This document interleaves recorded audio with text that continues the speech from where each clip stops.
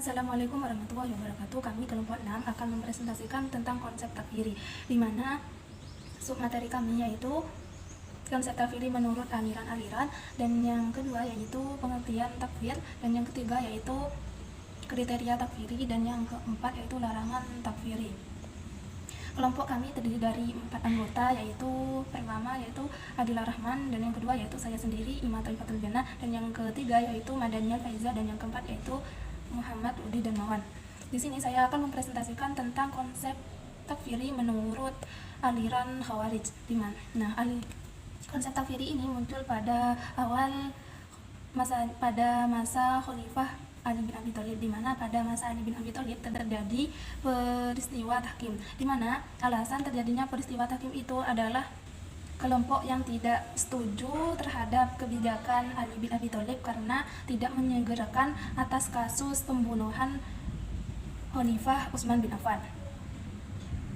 Pada peristiwa tahkim tersebut yaitu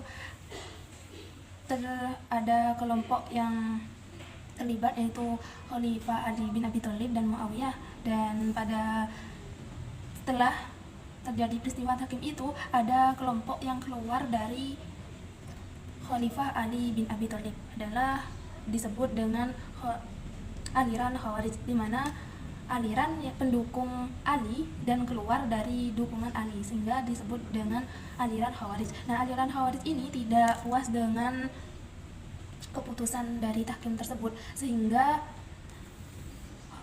aliran Khawarij ini menganggap orang-orang yang pihak-pihak yang terlibat dalam peristiwa tahkim tersebut adalah pelaku dosa besar, dan menurut Khawarij pelaku dosa besar itu adalah kafir dan pasti masuk neraka dan wajib dibunuh. Nah, sedangkan menurut aliran Ahlussunnah wal Jamaah, karena aliran Ahlussunnah wal Jamaah itu tidak ekstrem, tidak berat kanan ataupun tidak berat kiri, aliran Ahlussunnah wal Jamaah tidak sepenuhnya menerima takfir dan tidak sepenuhnya menolak takfir. Nah, dalam Ahlussunnah wal Jamaah tidak memerinci permasalahan sehingga menempatkan suatu permasalahan pada tempatnya. Menurut Ahlussunnah wal Jamaah, seorang pelaku dosa besar adalah bukan kafir, melainkan seorang mukmin yang berkurang imannya, dan jika Allah berkehendak di akhirat nanti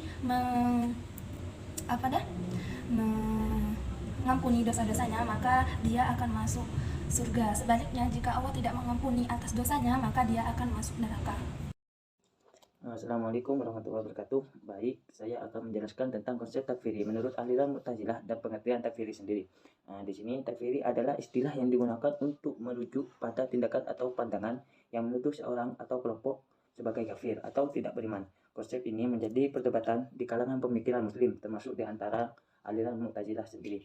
Menurut Mu'tazilah, konsep takfiri harus didasarkan pada kriteria yang jelas dan objektif. Mereka berpendapat bahwa tidak semua orang melakukan dosa besar atau melanggar ajaran Islam dapat dianggap kafir. Hanya orang yang secara terang-terangan menolak keimanan atau melakukan tindakan kufur yang dapat dinyatakan sebagai kafir atau tidak beriman. Mu'tazilah menekankan pentingnya memahami konteks dan niat seseorang dalam menilai keimanannya. Mereka menolak tindakan takfiri yang dilakukan secara sembarangan atau berdasarkan prasangka. Bagi Mu'tazilah, takfiri harus didasarkan pada bukti yang kuat dan pemahaman yang mendalam terhadap ajaran Islam. Pengertian takfiri secara umum menuju pada tindakan atau pandangan yang menuduh seorang atau kelompok sebagai kafir. Tindakan takfiri sering dikaitkan dengan kelompok-kelompok ekstremis yang cenderung mudah menuduh orang lain sebagai kafir berdasarkan interpretasi sempit terhadap ajaran Islam. Dalam konteks pemikiran Islam, konsep takfiri menjadi perdebatan yang penting karena berkaitan dengan isu keimanan, toleransi, dan pemahaman yang komprehensif terhadap ajaran Islam. Aliran Mu'tazilah menekankan pentingnya berhati-hati dan objektif dalam menilai keimanan seseorang. Itu saja mungkin yang dapat saya sampaikan. Assalamualaikum warahmatullahi wabarakatuh. Syarat pada pelaku ialah bahwa pelaku harus memenuhi 3 syarat, yakni mu'allaf, muta'ammidan, dan kasidan dan mutaharan lahu. Syurut fa'il fili, syarat-syarat dalam bentuk perbuatan adalah sebab adanya hukum dan illat alasan. Pertama, dari dialah, yaitu perbuatan atau ucapan dari pelaku mukallaf telah jelas dialah yang terhadap kekafiran. Kedua dalilnya Asfari al-Mukaffir, artinya dalil Syafiri dan Al-Quran, hadis yang telah jelas mengkafirkan perbuatan atau ucapan tersebut. Yang ketiga, syurut fi syarat,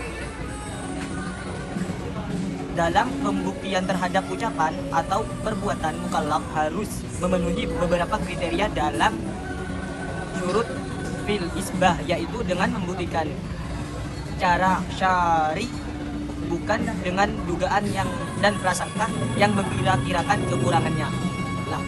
Assalamualaikum warahmatullahi wabarakatuh. Saya Madanial Faiza akan menjelaskan mengenai larangan takfiri. Takfiri adalah hak Allah, maka kita tidak boleh mengkafirkan seseorang manusia pun kecuali Allah dan Rasulnya yang telah mengkafirkan.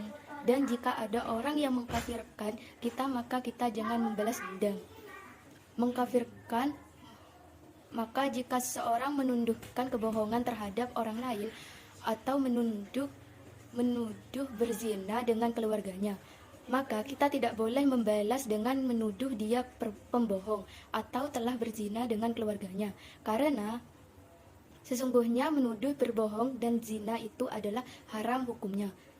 Karena hal itu adalah hak Allah, demikian juga sikap takfiri adalah hak Allah, maka jangan kita mengkafirkan orang lain selain yang sudah dikafirkan oleh Allah dan Rasulnya.